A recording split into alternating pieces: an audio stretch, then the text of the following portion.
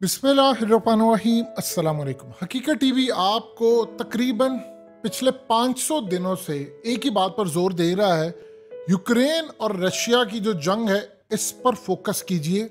ये तीसरी आलमी जंग में बदलने वाली है और ये इतनी खतरनाक जंग हो जाएगी कि इसमें बड़े बड़े ममालिक कुछ तो सफा इसी से मिट जाएंगे, कुछ का नामो निशान भी शायद बाकी नहीं रहेगा और कुछ का इतना नुकसान होगा कि शायद उनको ठीक करते करते, यानी ये न जाने जंग कब जाकर खत्म होगी, कब दी एंड होगा, कौन कौन से ममालिक शामिल होंगे।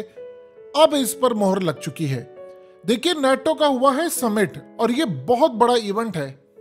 अर्दोगान और नेटो के जितने ममालिक हैं, ये 31 के करीब जो ममालिक हैं, ये पूरी तरह यूक्रेन और रशिया को तीसरी जंग अजीम में धकेलने जा रहे हैं।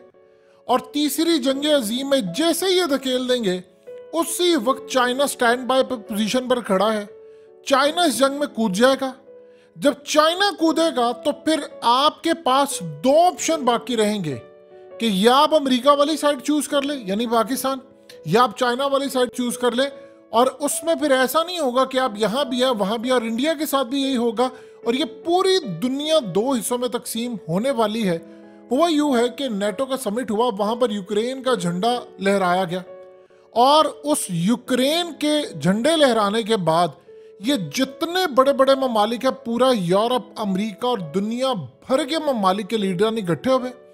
उन्होंने वहां पर कहा है, क्योंकि अमेरिका ने हालिया पहले कहा था जेलेंस्की को कि भाई अभी आप रेडी नहीं हो नेटो की मेंबरशिप के लिए, लेकिन उसके बाद नेटो ने कह दिया है, उनके चीफ ने भी कह दिया है और नेटो की जानिब से आ गया कि नहीं, जेलेंस्की आएगा, हर सूरत आएगा और इस जंग के अंदर हम हर सूरत यूक्रेन को नेटो की मेंबरशिप देने जा रहे हैं। उधर स्वीडन को, वहां जहां पर कुरान मजीद की बेहरमती की गई, वहां पर अर्दोगान ने इतनी मुनाफकाना पॉलिसी रखी है कि उन्होंने कहा जी हम भी इसको भी दिलवा देंगे नेटो की मेंबरशिप, फिनलैंड को भी हमें आप यूरोपीय यूनियन में शामिल कर ले। अब हो क्या रहा है, ये सारे मिलकर इन्होंने फैसला कर लिया है कि हम यूक्रेन को देने जा रहे हैं नेटो की मेंबरशिप। इसका मतलब क्या है, आप किसी मुल्क को नेटो में शामिल करेंगे तो ये 31 के 31 ममालिक, इनकी एयरफोर्स, इनकी फौजें, इनकी नेवी, इनके एटमी मिसाइल, ये सारे के सारे चढ़ दौड़ेंगे किसके ऊपर, रशिया के ऊपर। जिस तरह ये सारे आ गए थे अफगानिस्तान के अंदर, अफगानिस्तान का मामला है डिफरेंट। देखिए, दो चीजें समझिए, अफगानिस्तान की लड़ाई है डिफरेंट, वो है पहाड़ों के कीड़े। वो जंग इस तरह थी कि अमेरिका वहां पर आ गया, उसने वहां आकर रिजीम चेंज कर दिया, हुकूमत तलट पलट करके अपने पपेट ले आए। अब तालिबान चले गए थे पहाड़ों में, वो आहिस्ता आहिस्ता आना शुरू हो गए जमीन पर, आहिस्ता आहिस्ता आहिस्ता अमेरिका अंदर आ गया। उन्होंने इस जंग को 22 साल में खत्म किया।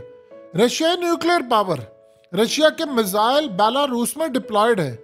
यहां उसने कहा कि तुमने यूक्रेन को शामिल किया नेटो में, क्योंकि एक दफा नेटो का क्या मतलब है, ये किसी 31 ममालिक में से किसी एक मुल्क पर हमला होता है तो सारे ममालिक की फोर्स, एयरफोर्स, उनके मिसाइल, उनके जहाज, उनकी तमाम चीजें जाकर उस मुल्क पर हमलावर हो जाएंगी।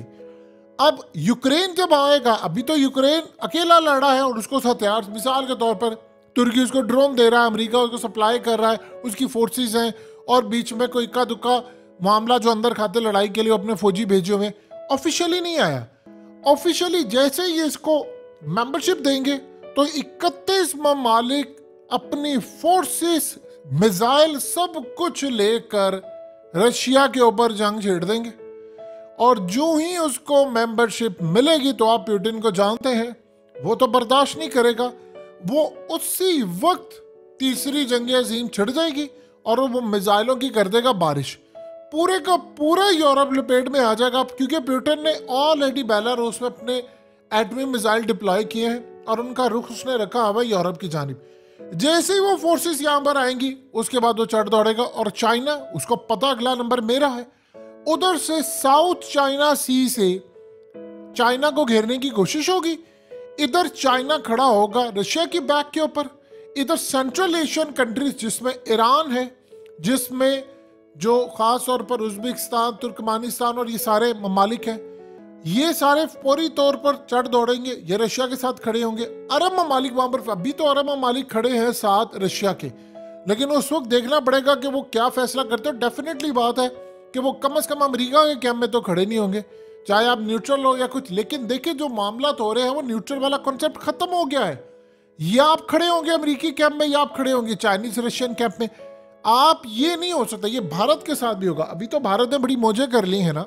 भारत ने अभी कर लिया, मैं इधर भी खड़ा हूँ, मैं उधर भी खड़ा हूँ, मैं ये भी कर रहा हूँ, मैं वो भी कर रहा हूँ, मैं साथ साथ रशिया से भी तेल ले रहा हूँ, मैं साथ साथ अमेरिका को भी कह रहा हूँ। ये नहीं होने वाला। फिर वो भारत को भी कहेंगे कि आप खड़े हो जाओ। और उस दौरान भारत क्या करेगा? भारत इंगेज करेगा पाकिस्तान को। वो कहेगा कि दुनिया तो सारी उधर है, मगर तो मैं चढ़ दौड़ू यहाँ पर। इसराइल उसकी बैक पर खड़ा है, वो कश्मीर में खड़े होंगे और उन्होंने पाकिस्तान के गिलगित बल्तिस्तान पर हमला करना है, वो तैयार बैठे हुए हैं।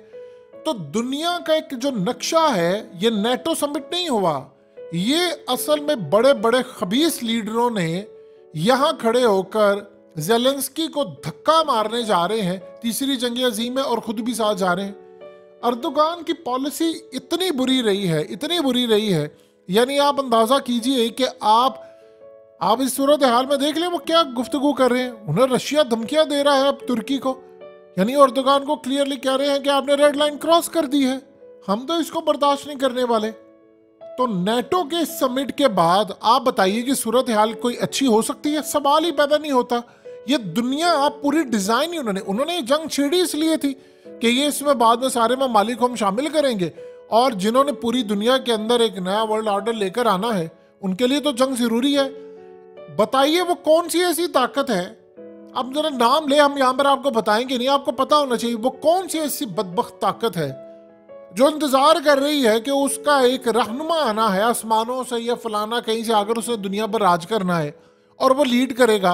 और इंटरेस्टिंग मामला ये है, इस तीसरी जंग अजीम के अंदर खुद वो न्यूट्रल रहेगा, इजराइल खुद वो न्यूट्रल रहेगा और बाकी दुनिया जंग करेगी।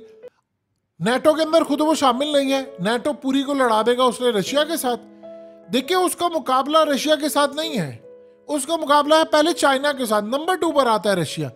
उसने जैसे ही ये लड़ पड़ेंगे, जब रशिया इंगेज हो जाएगा, कहां पर? जब रशिया पूरी तरह नेटो इनके साथ इंगेज होगा तो चाइना भी इंगेज हो जाएगा, पाकिस्तान भी इंगेज हो जाएगा। तो शाम को किसने बचाना है? बताइए तो सही। शाम तो उसके पूरे नक्शे में आता है, लिबनान तो उसके पूरे नक्शे में आता है, वो तो नहीं छोड़ेगा।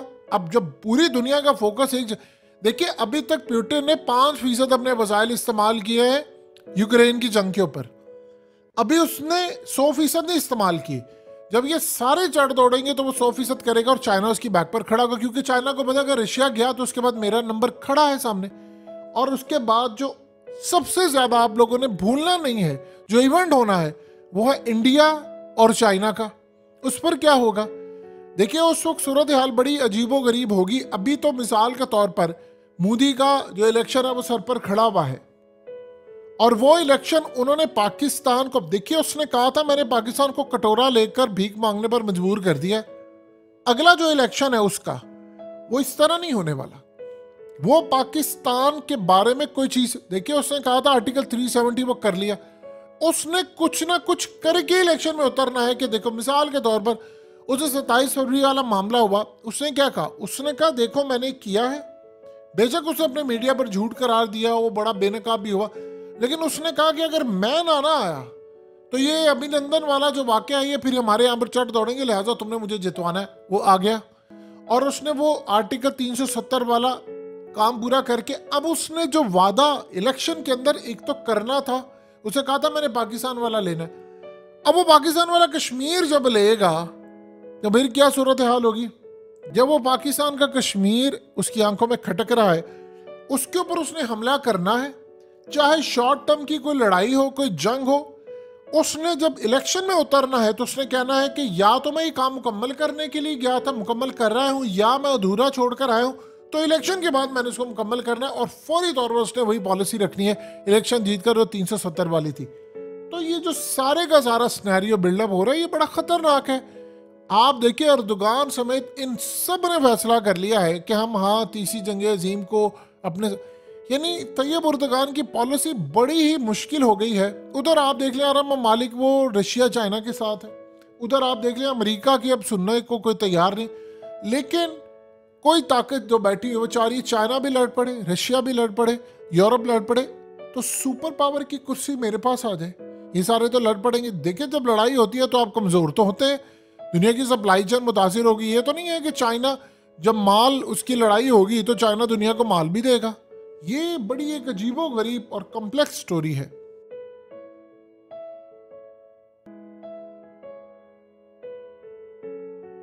हकीकत टीवी को सब्सक्राइब करना मत भूलें, वीडियो को लाइक करें, शेयर करें और कमेंट सेक्शन में अपनी राय का इजहार जरूर करें।